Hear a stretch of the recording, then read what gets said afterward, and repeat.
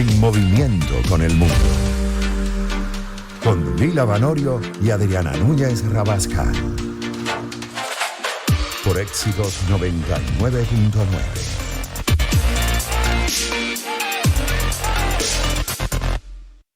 Los medios de comunicación de Perú han criminalizado a migrantes venezolanos según un estudio publicado la semana pasada por el Instituto de los Derechos Humanos y la Democracia, IDECU. Pero esto no solo pasa en Perú, lo vemos en el caso de Chile con la presencia del tren de Aragua en la frontera traficando migrantes, también con el asesinato reciente de un policía y el caso específico de la alcaldesa de Bogotá en Colombia, que ahora le echa la culpa al tren de Aragua de todas las cosas que pasan en Bogotá, como si en Bogotá no hubiese delincuencia. Pero más allá de eso, ¿por qué pasa que esa imagen de los venezolanos está siendo criminalizada en algunos medios de comunicación y también por parte de autoridades en el caso de países latinoamericanos? Jorge Luna es sociólogo, investigador de mercado y profesor de la UCAP. Bienvenido, Jorge. Bienvenido. ¿Cómo está, profesor Luna?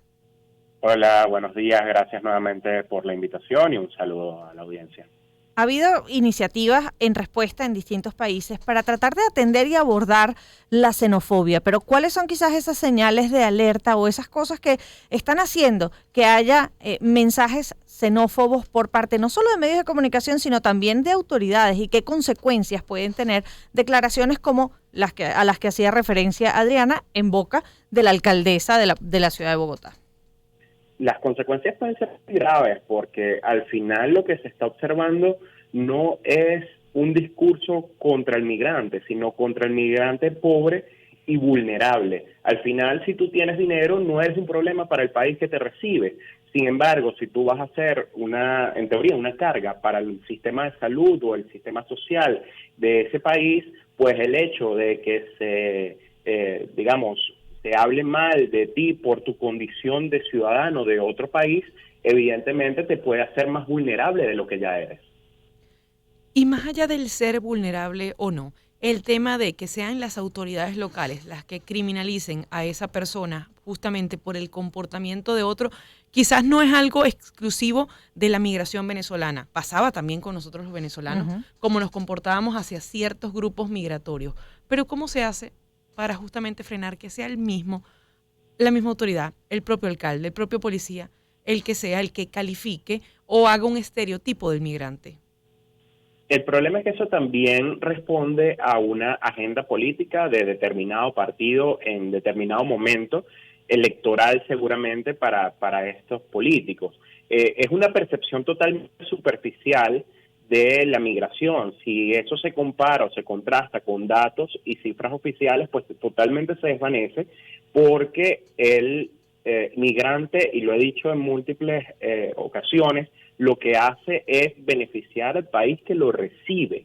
Entonces, al final debe ser una solicitud de esas comunidades, de esas agrupaciones de migrantes, con el peso específico que tienen en los diversos países, pues señalarle a los políticos, a las autoridades de turno, que lo que están haciendo no solo es sensacionalismo, sino que atenta posiblemente contra la integridad física de las personas que ahí se encuentran, porque el que va a discriminar no discrimina que sea blanco, negro, alto o bajo, al menos por la nacionalidad. Sencillamente te puede escuchar con un acento y puede incluso pasar a la violencia física. Eso es lo grave.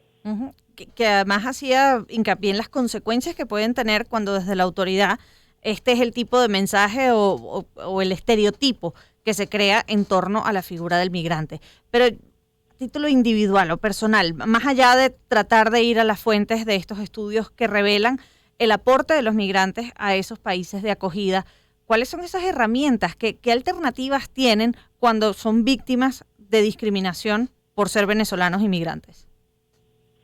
Pues herramientas que tenga el venezolano migrante, la verdad no son tantas. Eso va a depender del país donde se encuentre. Yo creo que lo importante es lo que están haciendo muchas asociaciones de venezolanos o de migrantes de cualquier otro país, para no tocar tanto el tema del venezolano, donde se agrupan y basado en ese poder específico que tienen como una asociación civil que además ejerce derechos, que paga impuestos, que se manifiesta, pues votar y comunicarse y elegir o decidir o expresarse para que pues estos conciudadanos sean tratados de la mejor manera posible, porque al final es eso, al final el que está migrando, que está desplazado, no eligió irse, él está ahí de nuevo y la palabra es vulnerable. Entonces, ¿cuáles son sus herramientas? La verdad es muy poca.